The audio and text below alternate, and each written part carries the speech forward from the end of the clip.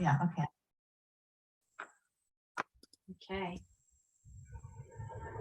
Yeah. It's still happening. Yes, we're on. We're on. Wonderful. Still happening. I'm gonna have to still happening. Yes, we're on. We're on. Wonderful. Still happening. I'm gonna have to still happening. We're on. We're on. Wonderful. Still happening. I'm gonna have to still happening. We're on. We're on. Wonderful. Still happening. I'm gonna have to still happening. Oh jeez. Okay. We're gonna not do Facebook. Oh jeez. Okay. We're gonna not do Facebook. Oh jeez. Okay. We're gonna not do Facebook. It's extraordinary. I've never heard it do that before. All right. I've got Facebook off. Now let's take a deep breath and do this thing. We were just talking about tricksters before we started. So here we go. Here we go. Well, welcome everybody to our cafe, our Earth Exchange Cafe.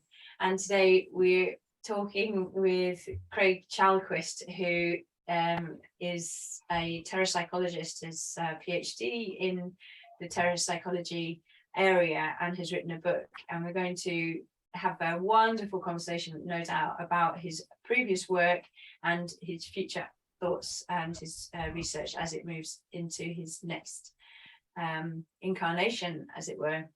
But first of all, I'd like to ground us and throw open the doors of the Earth Exchange Cafe. So I invite you to sit back and close your eyes if you feel comfortable doing that. And relax your face, relax your eye sockets, relax your jaw. Just breathe a couple of times. Feel yourself in your body.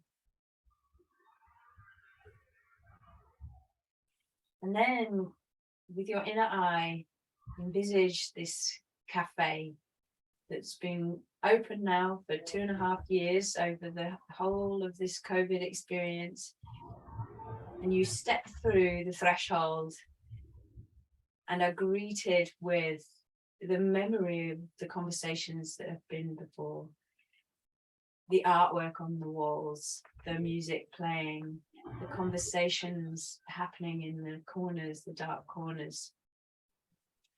And I invite you to find your favorite chair, maybe by the fire or by the window, and take your seat with your warm cup of something or a nice drink, and prepare yourself to enjoy this Exchange Cafe today online, imagining that you're in that cafe together.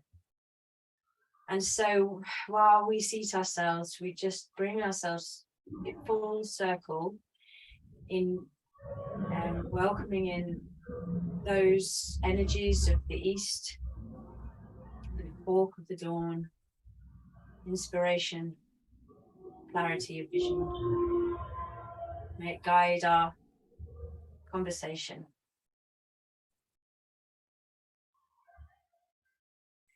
And to the south, the great stag with the fiery midday sun between his antlers. May his passion and his fire and his youth and his creativity guide our conversation.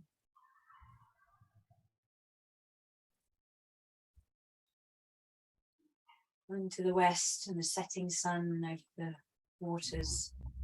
Salmon of wisdom that represents all of those who have gone before, our loved ones who are no longer with us, our ancestors, and those whose work, whose unfinished work we are continuing. And to the north, the bear in the starry firmament and in her den, sleeping through the darkest of winter, where community protects one another, keeps one another safe. We feel the blessings of the four quarters in our cozy cafe. And now, as we've called in the circle, I warmly invite Trebi and Craig to step forward, and we all together imagine that we are now going to sit back and enjoy the most rich, wonderful conversation. So welcome, Craig. Thank you so much. Welcome, Craig. Thank you, Harriet. So I'm going to read Craig's bio, partly because I think I took it directly from his website, and some of the ways he phrases things are really delightful. So they're in his own words. Dr. Craig Chalquist is a professor, author, and consultant who writes and teaches at the intersection of psyche, story, and imagination, with one foot in the academy and the other in the world. He is a lorologist, or perhaps loriologist, which means that he offers resources for exploring the limits and possibilities of our personal and collective stories. So we move from being confined. Harry, can you mute? There's some kind of noise in the background. Are you muted? Craig so explores the limits and possibilities of our personal and collective stories. So we move from being confined by them to authoring them. He coined the term Terrapsychology to describe the study of how our natural surroundings can manifest intimately in human psychology. A former associate provost at Pacifica Graduate Institute and full professor at the Department of East-West Psychology at California Institute of Integral Studies, he has designed and launched 40 courses in psychology, philosophy, mythology, and ecotherapy. He is the founder of the world's first ecotherapy certificate program, and he's on the board of the Holos Institute and the editorial board of the journal Ecopsychology. He's written, I believe, 3 books and co-edited 1, and we will talk about most of that today. In his bio, he writes that his work is in service to creating and supporting the sustainable, just, and delightful communities of belonging that he knows we're capable of. So, Craig, thank you so much for being with us at Earth Exchange Café. Thank you so much.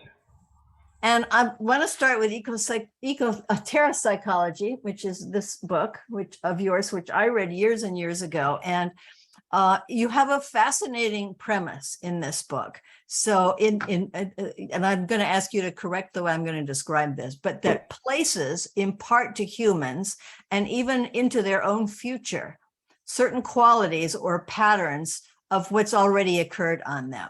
So could you elaborate on that and correct any way that I might have described it?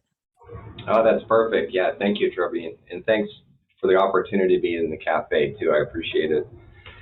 I wanted to mention too that I'm near a very busy highway that I can't block the sound on, so you might hear cars in the background. So we can interpret that. But so you know, actually, I'll just start with the place where I am. We were talking about it a little bit before we came on, and the idea behind Terrapsychology, the basic idea is that what shows up in the world shows up in the psyche, and vice versa. It's a two-way conversation. So when we're talking about, let's say, hillsides, the elements, animals, plants, what have you, or specific places that we occupy, live in, visit, these all get inside us. The presences get inside us. They're not just objects. They're not just dead matter or anything like that. So we assume from the outset that that's true, and then we apply that lens, and then all kinds of parallels come up. So I noticed that, you know, now that I'm in a place of professional transition in my career, it's interesting to me that I'd be living on a citrus farm right next to a pretty busy highway. It's not a huge highway, but there's a lot of transition going on back and forth, and it actually feels right. Sometimes we end up places that are not aligned with what we're doing, and other times we do. And so it fascinates me that the place is a presence, or a whole set of presences that register inside us.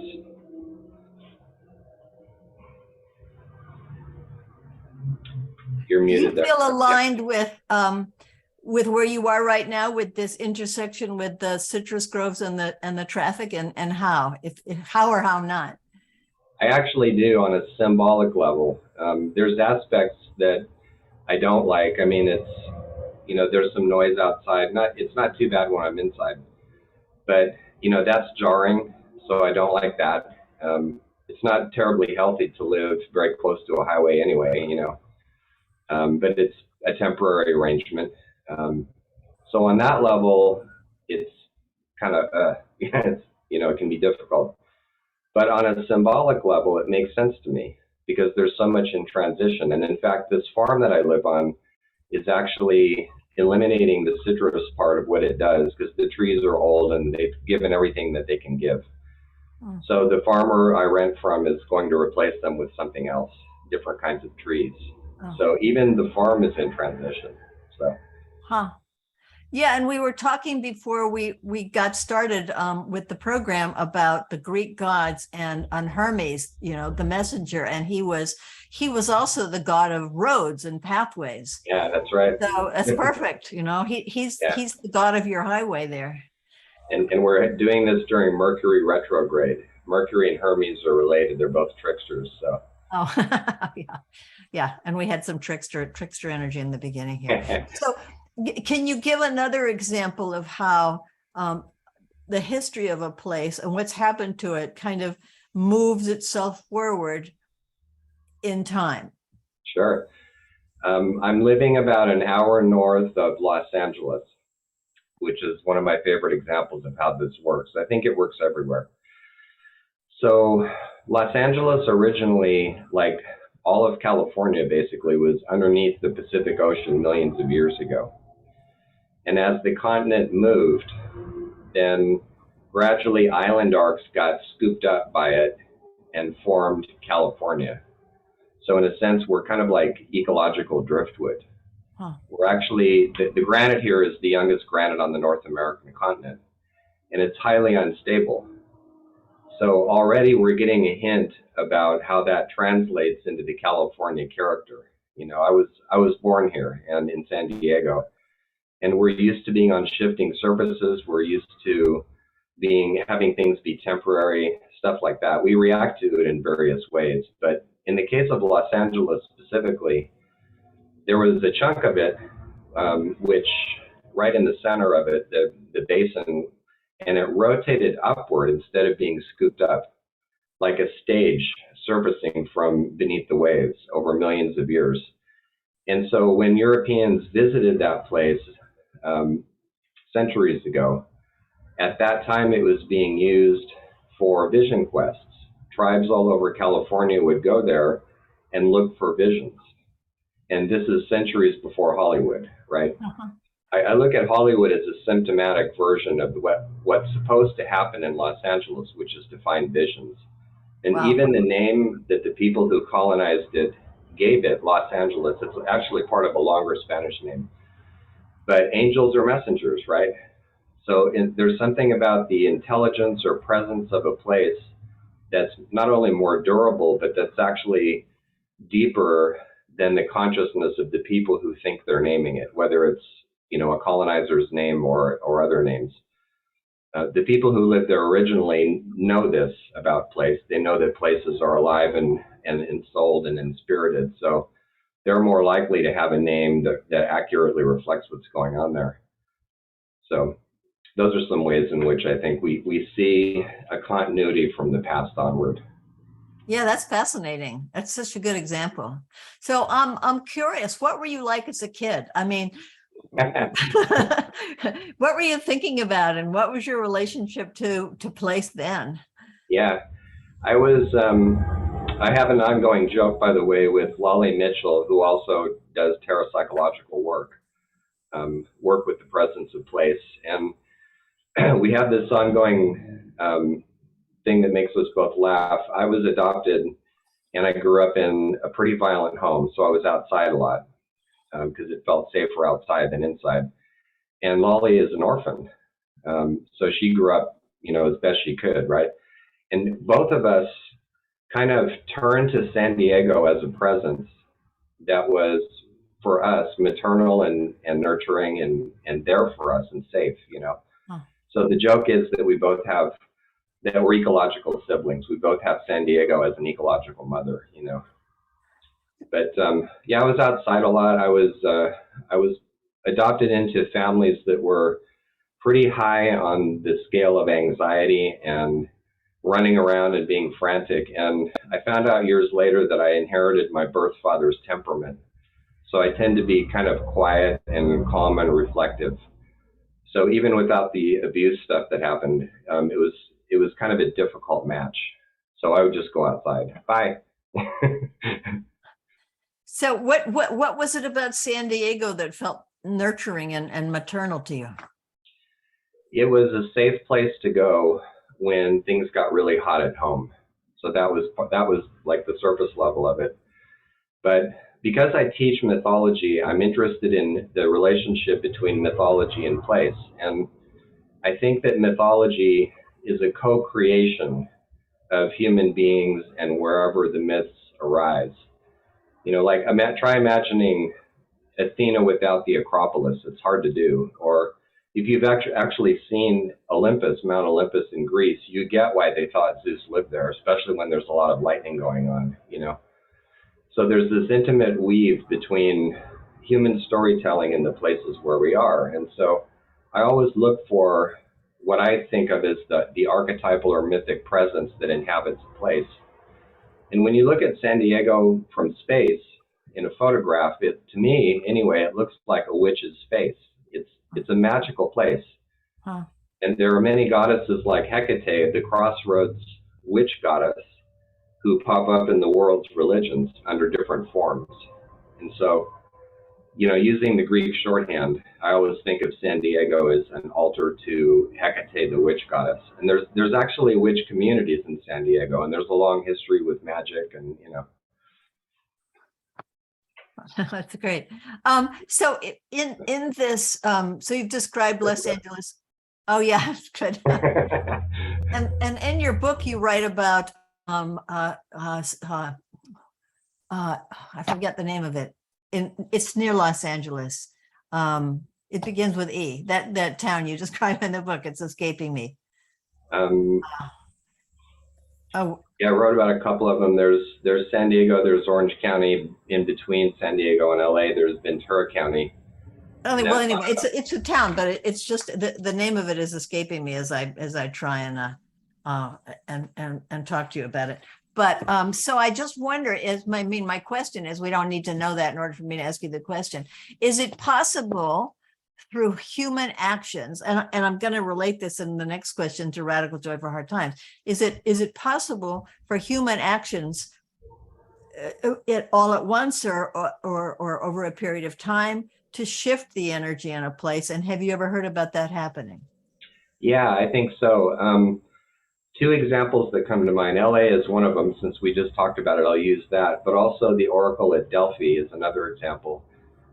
In the case of Delphi, it was used for thousands of years as a source of wisdom.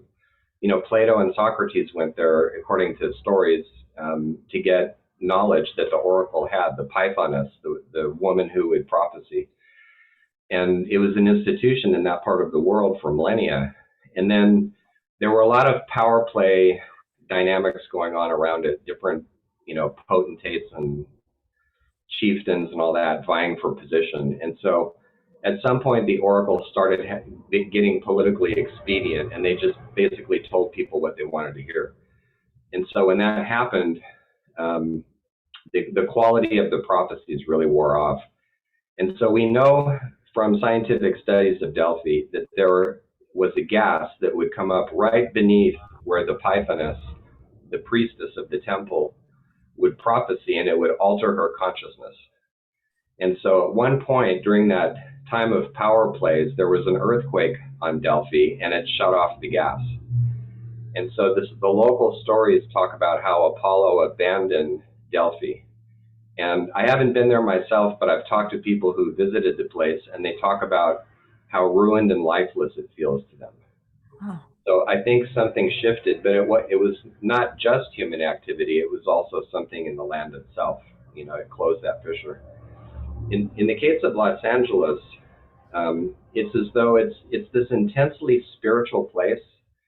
There have been more religions created in LA than anywhere else on Earth, for instance, and it's got fallen angels as well as other kinds, you know, angels as messengers, angels as bringers of hope. You know, think of all those people that go to LA and they say, I want to be an actor or a screenwriter or what have you, you know. But and then it has a terrible shadow side too. And so I think what's happened we lost your voice for a second. You said it has a terrible, and then it went out for a second. Shadow side too. And so what seems to have happened is the place was so intense in its presence that when American settlers got there, they started paving it over. And so now most of Los Angeles is under asphalt. Oh. And so it's still an intensely spiritual place, but now it takes a symptomatic form. So if you think of particularly, what's the right word, like particularly ethereal forms of New Age practice there, the ones that really go to extremes, the spiritual bypass kinds, you know, that's what happens, I think, when you drown the spirit of a place. It still shows up, but it shows up as a symptom rather than having a clear voice. Oh. Yeah, it's so interesting. Really fascinating. So the reason, I mean, part of the reason I was interested in asking you about that is that, as you know, Radical Joy for Hard Times goes to wounded places, and we find and make beauty there. And we don't claim to be able to change the land. You know, it's about giving back to the land. We don't promise, we don't use the word we heal a place.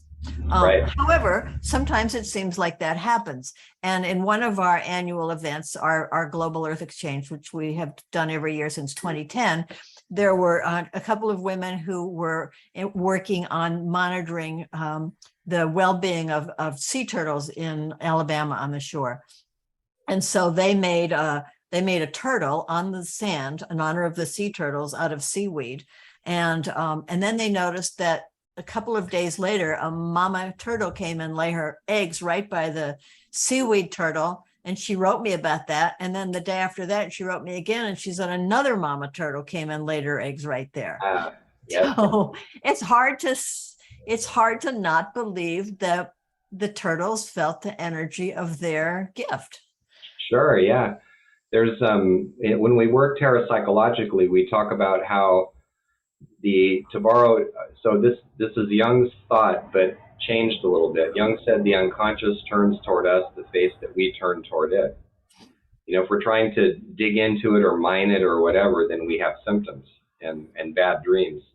And I think that's true for place and for nature. It turns toward us the face we turn toward it. And in our work, there's been so many times when we go into a place trying to get to know it better, and then people just pop up who show us the place, or animals show up, or whatever it is, you know.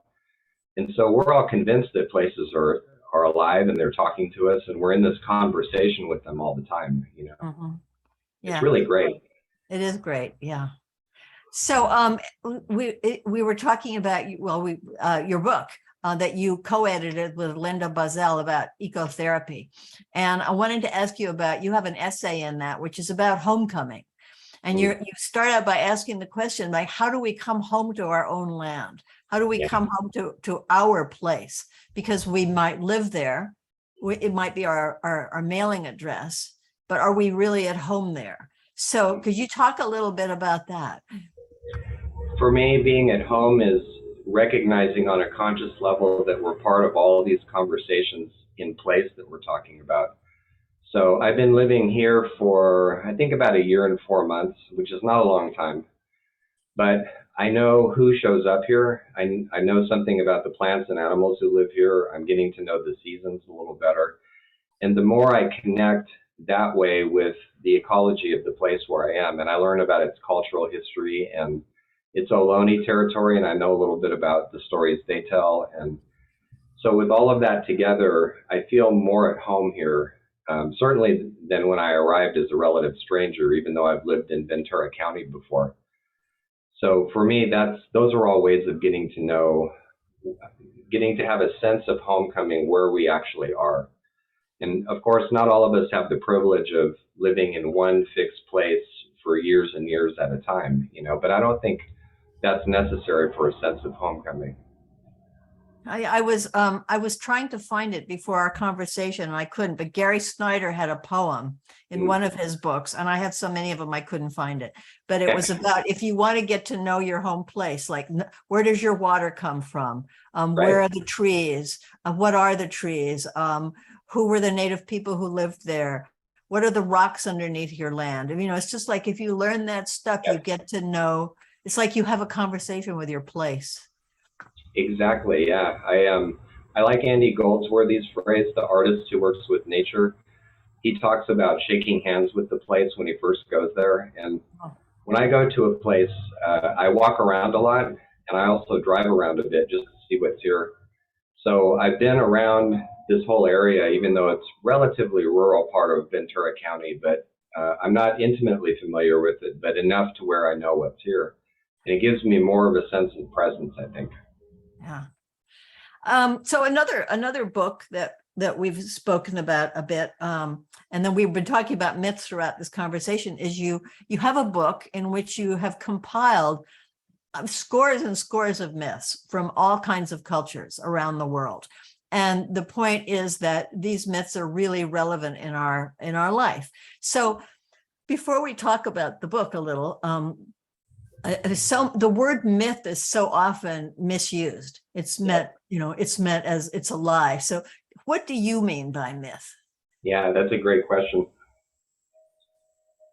When I use the word, I mean traditional or sacred stories that are originally oral and not attributable to a single author. That's more of a traditional way of looking at it, I think, more a strict way, But myth as a living presence is, for me, a collective story that gets elaborated over time, which is why there's no original version of a myth. There's always many versions, which is a testimony, I think, to its aliveness. And as I'm teaching a myth class right now, and one of the things I'm emphasizing is, and with folk tales too, that when they're alive, they suggest multiple levels of interpretation or experiencing. But when we try to nail them down to a fixed meaning, then we turn them into an ideology, and then they're not really fully alive anymore, But myth is something that keeps popping up all over the place. Our little Hermes or Mercury encounter earlier was a good demonstration of that, But I think it's all over. It's in people's dreams too. And if we don't have some kind of a mythic education, we may be looking at dream characters the next morning and not even recognizing that they're actually deities or some other presence. Can you give an example of like, for example, that somebody you know of, or you yourself who's had a dream about a deity? Yeah. So I've had lots of them. And of course you have. When my students start studying myth, it starts showing up in their dreams too, But one example would be actually a fairly recent one. So I guess it was about 3 or 4 months ago, I had a dream about a guy who looked something like my landlord, kind of a large farmer, a big guy, and real muscular and like out on the land, and and he and I were sitting near this fence, and he was pointing at these different emblems that were up on the fence, and they represented different options that I was facing professionally in terms of my next career moves. And he was saying, yeah, I'm not sure about this one, and maybe that one's a good one, and I don't know, what do you think, And so we were just talking, And then, so I woke up the next day and I thought, I wonder who that was. And, we who do dream work are often taught that the different dream characters are parts of us, which is true to an extent, But the more I thought about it, I think the thing that gave me the key was I remembered that according to my astrology friends, I'm starting my second Saturn return.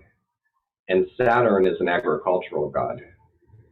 So I think I was talking to my version of him, I think that's who was up for me. And it makes perfect sense when you think of it that way.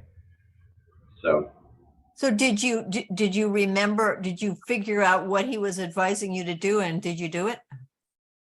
I did. Oftentimes they don't give direct advice, these figures. Right, of course.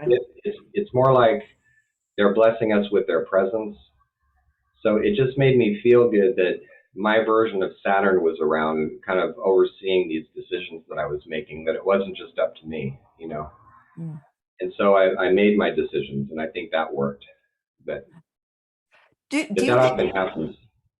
Do you think it's possible to recognize a myth when we're living in it, or do we Yes. only know later on? So what are we living in now? What myths are we living in these days?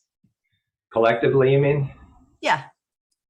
So some myths that are up right now, one of them is, actually it's more of an archetype, but there's been some talk about, as you know, apocalypse, right? But if we look at that not so much religiously, but more through a mythic lens, there's lots of different myths about what's called apocalypse. The word actually means to reveal or unveil something. And archetypally, when that plays out, it tends to have two big movements, and we only often focus on the first one, which is the descent phase. So all the things that weren't really working for us are falling away, institutions that are worn out are kind of going by the wayside, things that we need to give up, all of that, right? So there's the descent phase, but especially in myth, there's also the phase of resurrection. There's the rebirth phase. In Norse myth, the world is destroyed by fire, but a new world surfaces from the ocean as a result of this. And there's new gods that come onto the field.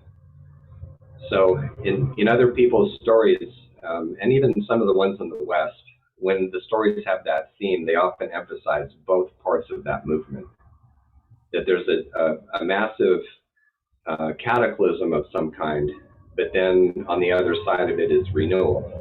So I think that would be one set of myths, anyway, that are playing out today. Do you think myths get perpetuated in social media? I mean, like, yeah. I just thought of that question because you identified myth as stories that get perpetuated without having necessarily, a direct author. Yeah, I think so. Yeah. I think urban legends, for instance, and conspiracy theories have something a bit mythic about them. And, where we get in trouble with myth is not only failing to understand that it is mythical, but taking it literally. And then we tend to act it out, Yeah, that's a really good differentiation. Yeah. And most people are who are in the midst of conspiracy theories, they don't want it to be symbolic. They want it to be real. Yeah. Yep. It's a kind of fundamentalism, Yeah. So switching off a little bit, we were talking before we began also that you already have one PhD, but you are embarking on another one. So can you tell us about that and what you're studying? Yeah, I'm reaching I've reached my last semester of coursework, and which is good because then I can be on to comprehensive exams and the dissertation. And so, it's been a busy couple of years. So the PhD is in philosophy, cosmology, and consciousness. And it's actually from the school where I now teach, the California Institute of Integral Studies. It's in a different department from the one I teach in. And one of the things that prompted me to go into it was I realized at some point about a year and a half ago, that I've been using different forms of psychology, whether it's depth psychology or terrapsychology or what have you, as a philosophical path. And it was kind of startling for me to realize that, because although I've read a lot of philosophy, some of it really turns me off. I can't stand the abstract system building that Western thinkers do. I don't like any of that. So I like the real story-based, embodied side of philosophy that you get from some people, and people all over the world philosophize that way. There's someone argued that a blade of grass has its own philosophy, its own way of being in the world, right? So I like that, and I like the nature philosophers. So like Merleau-Ponty, the French philosopher, is very difficult to read, but he's he's got such great insights that it's worth the trouble for me and other people, you know. So what I'm doing is I'm actually trying to make my own philosophical path more conscious, and realizing that all the work that I've done professionally up until now is part of the same path. So a word popped in that I was using for a business some years ago, and then it returned, and the word is world read. World read. Part of it is reading the symbolism of the world, the way we've been talking about, the way Emerson did it in some ways, although he was pretty human-centered. But there's this whole tradition in the West called the Book of Nature, where you look for correspondences between what happens in your life and what's going on outside. And I just realized that that's kind of the way I've worked with stories the whole time through my whole career. So I'm actually building a website right now at worldread.org, but it's not up yet. So I want to kind of give people some resources for that. It's a great word. I'm going to ask Harriet in a second if she has a question, but or questions, or whether anyone else does from who might have been listening. But I'm curious who are the philosophers who you do like? So you mentioned Merleau-Ponty. Yeah, I really like him. Freya Matthews. Yeah. She's considered one of the new materialists, but I like her work. And she wrote that book, For the Love of Matter, and I just couldn't help emailing her. And I said, you know, I love your book, and given the nature of your first name, it makes total sense that you would call it that. Because Freya in Norse mythology is a goddess of love and connection and appreciation of the material, you know. So that was fun. So yeah, I like her. I like a lot of the poets who usually don't get identified as philosophers, but you mentioned Gary Snyder earlier. I like him and Mary Oliver and others. And I'm realizing that my own kind of philosophical path in the making has a lot to do with creative work with the natural world, in addition to what we would ordinarily classify as philosophy, you know. Thank you. Teilhard de Chardin is one, Thomas Berry to some extent, David Abram. Yeah. Thank you. So thank you. Yeah. Freya Matthews, I really like her work too. And she has a wonderful book about a river that she walked along. Yeah. So Harriet, you said you couldn't hear for a moment. Are you back? I'm back. Yeah. Can you hear me? Yes. Yeah. Good. Sorry, my internet's unstable. So if I pop out, please just say, there's so many threads. It's kind of like, I feel like a child in a sweet shop. I don't really know which bit to go with, but I feel that there seems to be a question in my mind that I'd love you to elaborate on a little bit more and weave the story a little bit about. You mentioned that myth is place, you know, myth is place story, you know, in storied in a way. So how does the land call you? So rather than going through the mythic lens, when you're out on the land, what's it feel like to actually be connecting to the land directly? And I suppose that also brings to the weaving of where you are right now. You're next to a road, but there's also the citrus farm. So yeah, would you just tell us a little bit more about the land speaking to you? So when I try to get outside every day, because if I don't, I just feel weird and I don't sleep that well. That's part of the ecotherapy piece for me, I think. A lot of people, by the way, don't realize how much they need to be outside. They don't connect their depression or their anxiety or whatever it is to the fact that they're indoors all the time. And you know, that varies widely. Some people need a lot more, some people need very little. I'm somewhere in the middle, I think. But anyway, so when I'm outside, one of the things I've become aware of initially, I always engage my senses first. What does it smell like out here? What are the smells I can identify? What are the ones I can't? What are the sounds? How does my body feel out here? Things like that. So it's very embodied that way, in the sense of reflection through how the place is landing with me and how I feel out there. And then after a while, I become aware that there's a lot of conversations going on. There's some hummingbirds near where I live, so they're always around, and I can hear their chirp a lot, and as they talk to each other. And gradually, it seems like some of the conversation is directed at me, but not much of it, because we're just one species among many, you know, and I'm just one person in a big place. And so, you know, I might walk by a bush that's growing something, and I haven't walked by it in a while, and suddenly there's this very pleasant odor from the blossoms, and that always feels like a greeting to me. And so I'll spend some time next to it, appreciating it and kind of conversing with it non-verbally, you know. There's two trees in the backyard here who are very different. One is a pine tree that's very open, and it just has this mood about it that I would identify as extroverted. And then there's one over in the corner that's an introvert, and it's much more closed and quiet. And so I just appreciate the qualities of both. I was in a rental some years ago where there were two lemon trees like that.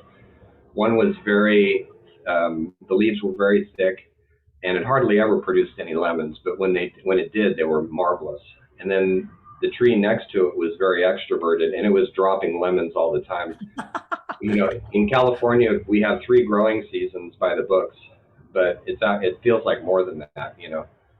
So I was always picking up lemons and thanking the tree, you know. And I think symbolically too about what's happening. You know, when gophers show up or whatever, I always wonder about that. And so, does that kind of answer your question? Or? Yeah, absolutely. And apologies for my voice. And that weaves into the idea of it strikes me from listening to you, it strikes me that you're at a place in your connection to the landscape that is very accepting. There's a real belonging. You know, you really have woven yourself into the sort of multi-species existences of your life. And I suppose looking through the radical joy lens, what's it like for you if that jars a little bit? And you know, thank you so much for talking a little bit about your childhood. We talk about wounded places and orphaned places, which is particularly resonant. And I wonder if that's anything that's ever, you know, that you've noticed, that there's a kind of familiarity with some of these places. They can be really totally outside of the biological processes in a way. They're just a dump of something toxic, or, you know, a forgotten area. So I just wonder if there's something a bit there that you feel. When those of us who do terrapsychological research, when we train other people to do this, whether it's graduate students or community members or whoever, we always tell them, if you're going to work with a place that's wounded, you need support. You can't do this alone, because the level of wounding sometimes is so severe that I've seen people really spiral downward when they, like, one example is somebody went out to where the first atomic bomb was detonated and thought it would be really interesting to camp out there for a few nights and ask the place for dreams, and they lasted one night, and then they had to go out in the backcountry somewhere else and just get de-traumatized because it was so intense, you know. I've done a terrapsychological study of all of California at this point. It took me 11 years, and I wrote it up in a trilogy of books called the Animate California series. And I did most of it, well, actually I should say I did most of the theory by myself, but I had support through a lot of that journey, and I really needed it because these damaged places make us hurt on the inside. It's one of the challenges of doing this kind of work, but also one of the beauties of it. Joy is a good word, the one that Trevi uses. That's, you know, there's that too, right? But so often it's difficult. It reminds me of being a psychotherapist when I was sitting with clients who were really, really wounded. And it gets into you as well. And you have to be able to tell when it's the place and when it's you. And when it gets hard is when they interlock. We talk about ecological complexes, which happen when a place is wounded in a way that is symbolic of the wound we ourselves have. And then it really hurts, you know, and how necessary it is to work with both simultaneously. One of the frustrations of living in this country is that, and maybe the West as a whole, is that when you're hurting for a place, working with the Terrapsychological way of doing this, you're often told that you're projecting your wounds onto the place. Trevor, you've heard about this for a long time, you know, and it's really the reverse. So when I finished my California Odyssey, there was a kind of a, I hesitate to say visionary, maybe an imaginal experience that I had at the top of the Kings Highway. I was talking to California mentally and deep in active imagination, as Jung would call it. And so there was a moment where I was thinking about my past and the wounds that I have, and kind of missing the piece of all of it making sense, you know. And so as I was sitting with that, it was as though internally I was being shown scenes of damaged places throughout California, the terrible damage that was done by hydraulic mining in the Sierra, and Bakersfield is just an underworld, and you know, other places too, lots of ruined places in California. Mm-hmm. And then a mental voice that sounded feminine, didn't sound like my voice, said, "This is what it is to feel unwanted." And I went, ah, and it occurred to me that one of the blessings of the very strange adoption I went through was that it gave me, for a while, I don't have it anymore, but it gave me a feeling of orphanage that I now realize helped me understand how California feels about herself by being turned against herself by all the colonization and damage that's occurred here. And I thought, you know, I'm not a victim, I'm a witness. Mm-hmm. You know, because of what happened to me, I can empathize with California in a way that I couldn't have otherwise. Yeah, and it's such a beautiful example of how, you know, the traumas and wounds that we go through in our childhoods, you know, if we look at them a different way, we say, oh my gosh, that had to have happened to me because it's made me who I am. It's given me the path I pursue. It's made me, you know, it's made me this, that, or the other thing. And they're gifts, as awful as they are at the time. Yeah, absolutely. There's countless examples, aren't there, where the thing that we think of as our wound actually becomes the great gift to someone else or some other being. That's a beautiful example. Thank you.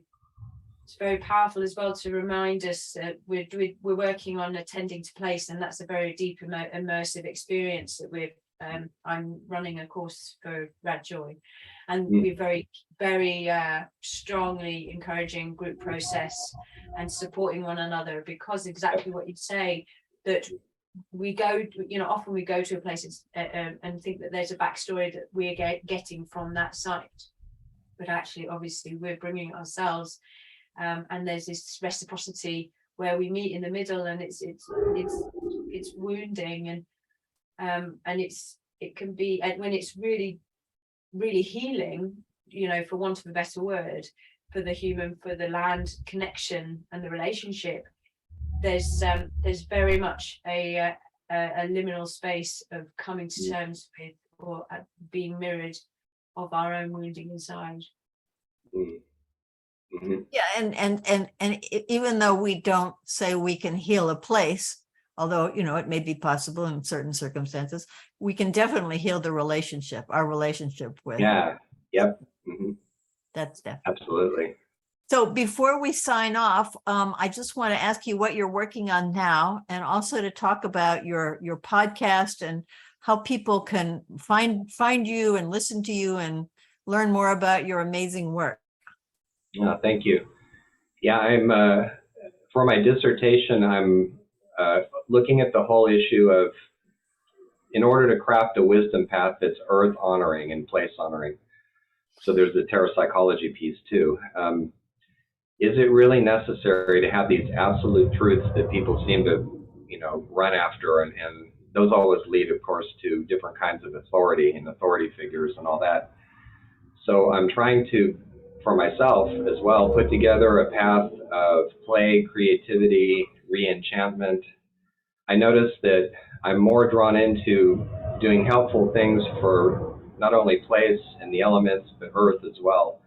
When people show me visions of what that could look like what would a healthy earth look like? What would a really diverse and equitable society look like? I'm much more allured by that than by being shamed about my spending habits, So I'm looking at that in my dissertation. And then if people want to see a little bit of my work, if you go to chalquist.com, so my last name.com, there's some things there, including a tab that says podcast. And I started this about 3 months ago. It's called the Lorecast. And I look at the intersection of story and myths that are up for people right now and current events. I did one on our fascination with royalty and what that's about. And basically, we're missing our relationship with the gods, so we project it all onto royalty, And then two days later, the Queen died, and I went, well, that was great timing, So a couple of people commented on that, and I went, oh, I didn't do it on purpose, But I look at stuff like that. Why do we idealize people? Kids idealize people because they're kids, but why do adults do it? And so I take issues that are up in the collective, and I just spend 30 minutes talking about them. I just did one a few weeks ago, by the way, with Heather Hines, Dr. Heather Hines, and she was the one who made me aware that the story of Pollyanna is hugely misunderstood, and that Pollyanna was kind of a figure of resistance and innovation and endurance, not just this flighty person, So we did a podcast on that. I had her on my podcast, so. Oh, good. Well, Craig, thank you so much. This has been absolutely fascinating. And Thank you. It was running live on Facebook, and we'll put it on YouTube, and I'll send you the link. But it's just a great conversation. Your work is so interesting, and what I find about your work is that it doesn't end when you close the book. It's that you just pose ways of looking at the earth and ourselves and myth, and you just want to keep thinking about them and delving into them. So. Thank you so much for that, and much appreciation for the work that you two are doing as well. It's so important and inspiring. Thank you. Thank you. My voice is gone. Trevi, would you like to close the circle? Of course. That's the trickster. Yeah. Well, thank you for being here with your presence, and I'm glad your voice waited until the end. Yeah, thank you. So we're leaving our cafe for this month, and next month, October 12th, we will be talking to Joanna. Well, actually, Joanna Macy can't make it. She's 93 years old, and she's stopping doing public events. But we're going to have her colleague and co-writer Chris Johnstone. They wrote Active Hope together. Really, really important book. So that will be October 12th. And right now we prepare to leave our Earth Exchange Cafe until next month. We finished our coffee and our tea, and the music is getting turned off. And so we say goodbye to one another and our friends and this warm, welcoming, interesting atmosphere, and get ready to leave and meet again next month. Thank you, Craig, and thank you, Harriet. Thank you.